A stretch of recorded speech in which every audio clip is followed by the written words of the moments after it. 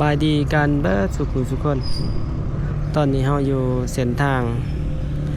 ไก่แถวแคมป์คลองแหละทุกคนข้างกับวิทยาลัยเทคนิคลาวเยอรมันตอน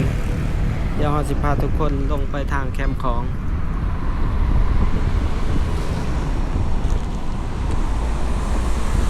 วันนี้ก็เป็นวันศิลป์ทุกคนสิพาทุกคนไปแวะที่หอปูซีสุโธเนาะพาไปแวะบอนหอไหวพญานาคบอนขางห้องแฮมแลนด์มาร์ค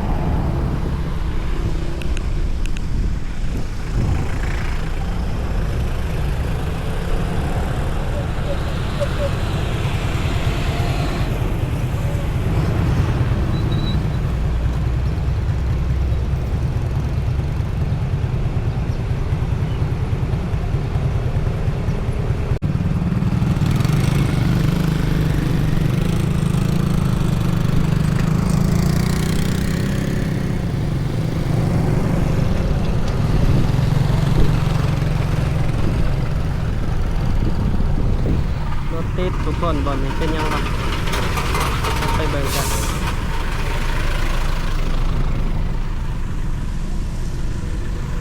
รถต่ำกันนะรถต่ำกัน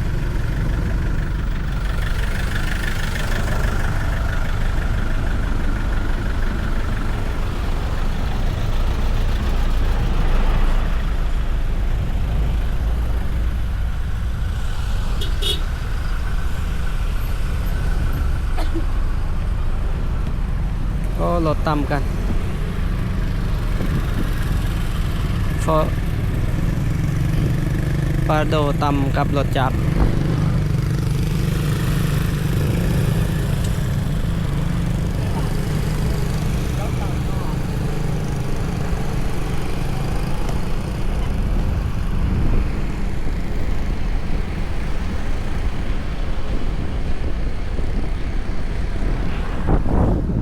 รถปาโดต่ำกดเนาะทุกคนเดี๋ยวจะสิพาทุกคนแวะส้มการเตือนแคมป์คลองแล้วเขตลักสี่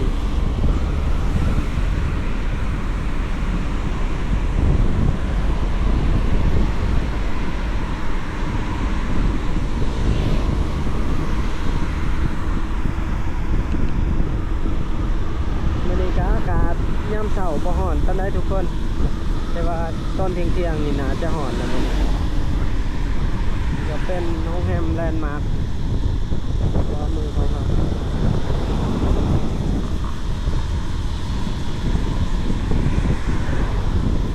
นี่พาทุกคนมาเข้าบอนนี้ทางขวามือมื้อนี้ก็เป็นวันศิลป์นะมาไหว้ขอพรแล้วก็มานั่งพักผ่อนมันมีห่มแถวนี้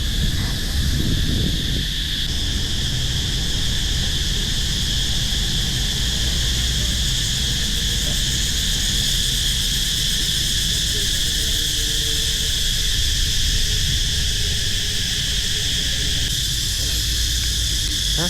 ทะเบียนรถไฟฟ้าเนี่ยสีดำก็ได้รถเที่ยวขอบใจ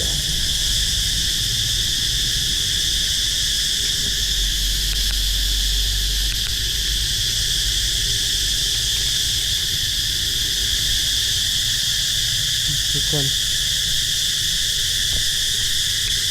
เสียงจัดกันเดี๋ยวมาเบิ่งกันสวนที่เขาจะตกแต่งได้นี่แล้วหรอตอนเข้ามาเขาจะล่าสุดเมื่อ6 เดือนก่อนที่ว่าเขาเจ้าก็ตกแต่งบ่ทันแล้วตอนนี้เขาจะตกแต่งที่ว่าเกือบแล้วไปแล้วที่ว่าแล้วเสียงจัดกันจะมาห้องดังใช่ปะ บ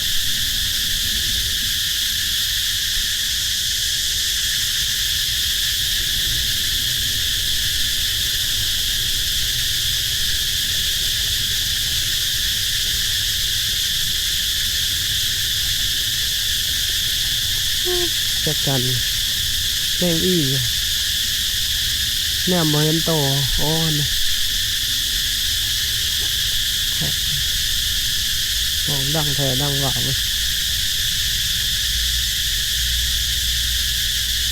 ข้าจอน้ำไม้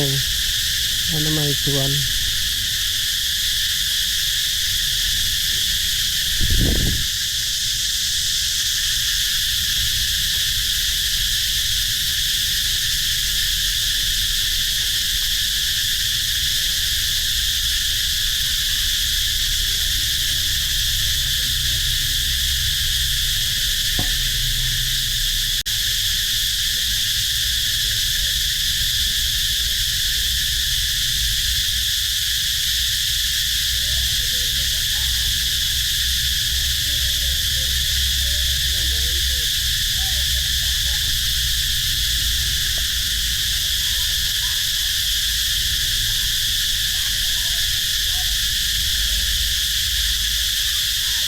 ใบไม้ร่นขนาด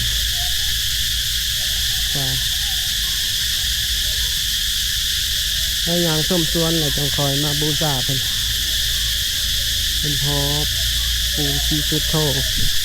แล้วก็พอปูชีจัตนคราช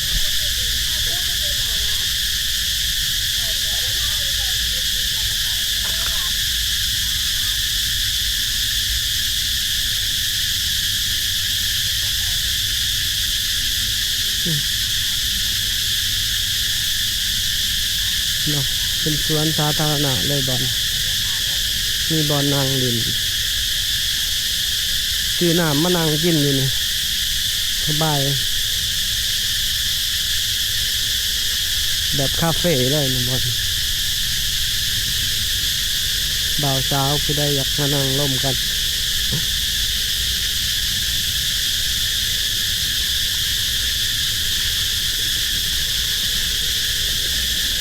ก็จะตกแต่งแทนแบบคาเฟ่เลย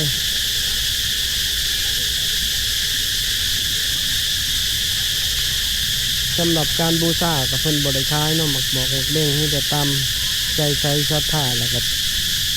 เอาเงินก่อนใช้เลยเดี๋ยวเขาก็จะเอาขันไปไหว้กันจะมีมาเรื่อยๆผู้ที่ใช้ศรัทธามากราบมาไหว้เพิ่นเนาะเพิ่นก็จะมีมันจะมีอันคันอยู่ที่ได้ที่อยากกราบอยากไหว้ขอพรมีดอกไม้ถูกเทียนจัดเป็นเทียนคันหาไหว้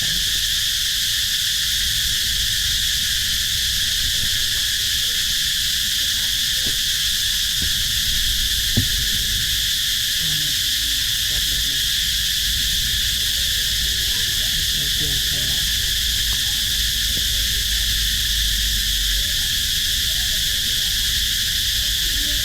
ถูกเป่าดอก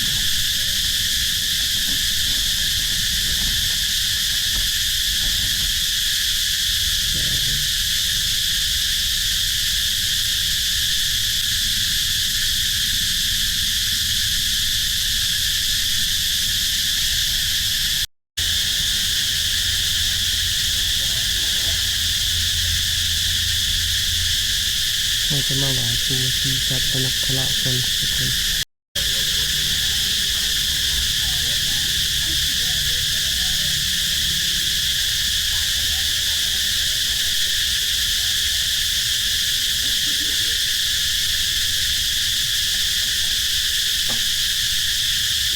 ปูชีสุดโททุกคน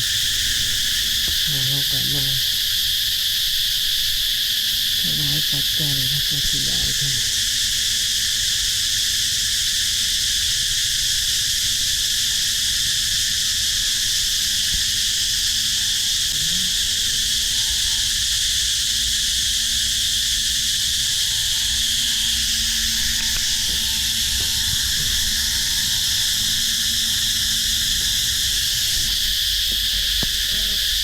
แต่ว่าเสียงจักจันอย่างขางแห้งจัง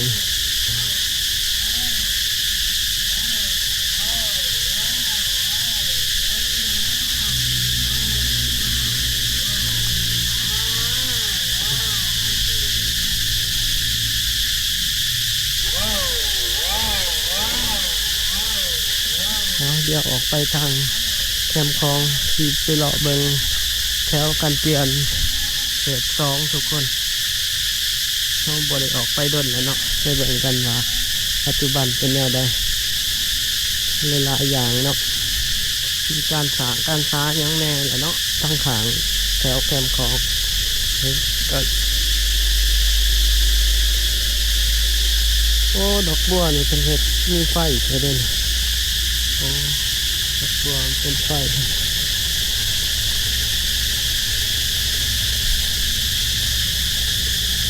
ดอกบัวสายไฟมีคลื่นมาเบิ่งงามเดี๋ยวออกไปเลาะกันทุกคน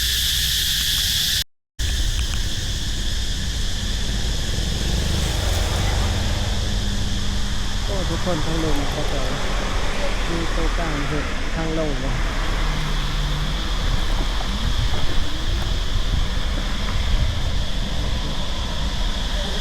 โอ้เป็นทางใหญ่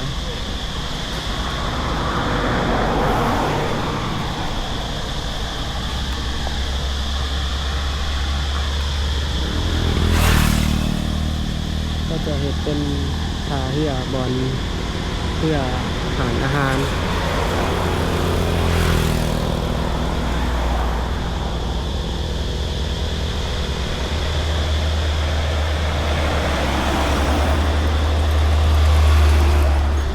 เป็นมาทุกคนเพื่อ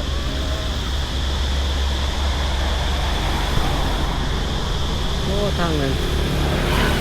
หาดทรายทางนั้นก็สวงขนาดขึ้นตาลินขนาดอย่างฟังน้องข่ายทุกคนเดี๋ยวขี่ขึ้นไปเป็นเนาะทางนี้ก็จะเห็นเป็นทางที่บอลโลกส้ม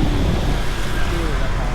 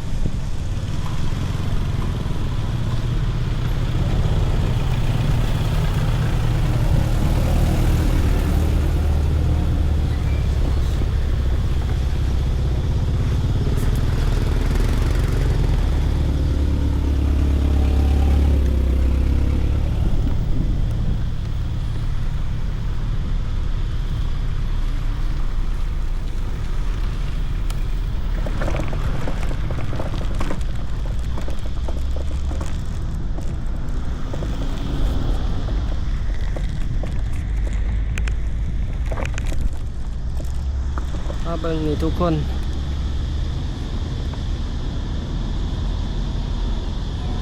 เพื่อเขาจะลงไปหาปลาเนาะนี่ตอนนี้เขาจะก็ลง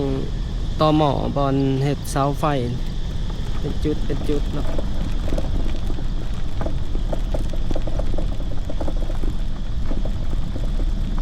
โอ้เขาปิดให้เขาเป็นย่ามเด่นบอลนี้เขาเปิดประตูให้ขี่เข้าไปเขาให้เจาะเห็ดประตูใส่เดี๋ยวขี่เลาะไปทางนี้เนาะ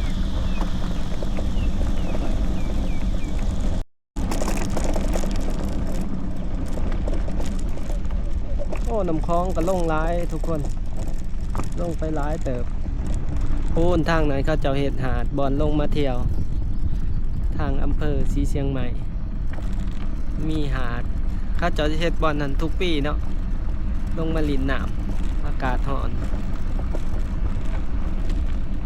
เป็นเต้นเขาจะเอาผ้ากันแสงมาใส่เห็ดเป็นห่านแล้วก็จัดเป็นโตเป็นโตขายอาหารแล้วก็เห็ดจุดดินน้ำก็มีนักเรียนพวกเขาหองพากันมาเห็ดอย่างนี้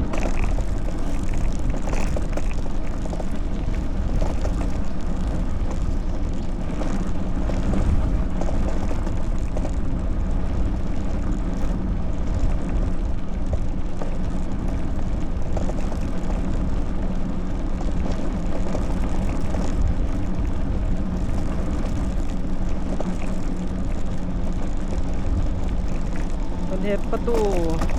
บ่ให้เข้ามาไอ้บอลแต่ว่าตอนนี้เขาก็เปิดให้เข้ามาได้เนาะ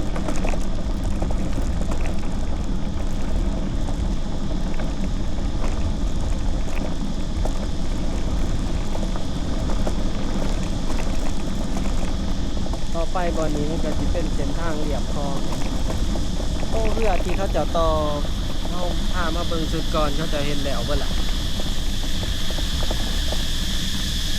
ออกไปใส่บริการละ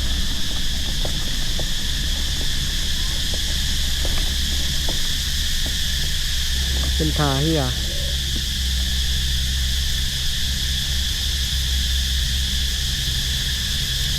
ช่วงนี้อากาศร้อนจักจันกับห้องดีขนาดโอ้ทางฝั่งไทยเขาจะกระเฮ็ดกันเตือน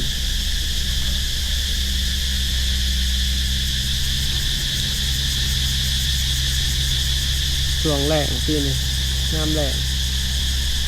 น้ำลงร้ายเติบ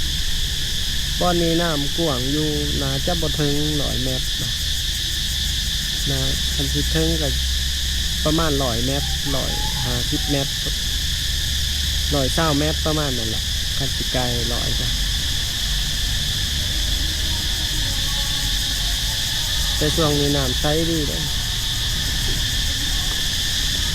วันนี้จะพาทุกคนขี่ขึ้นไปทางลักซีออกเมื่อ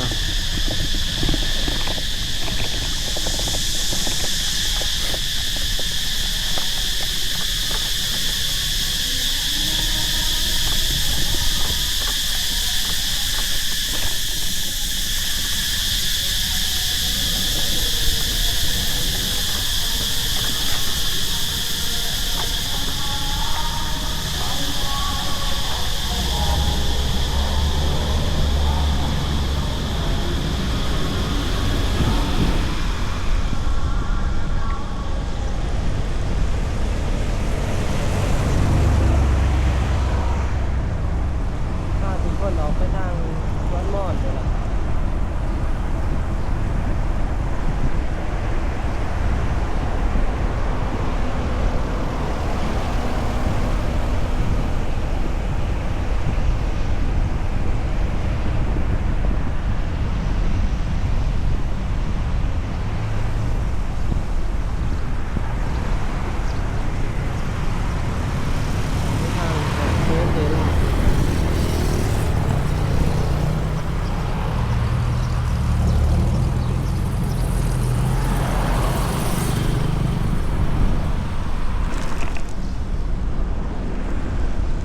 โศกปลวง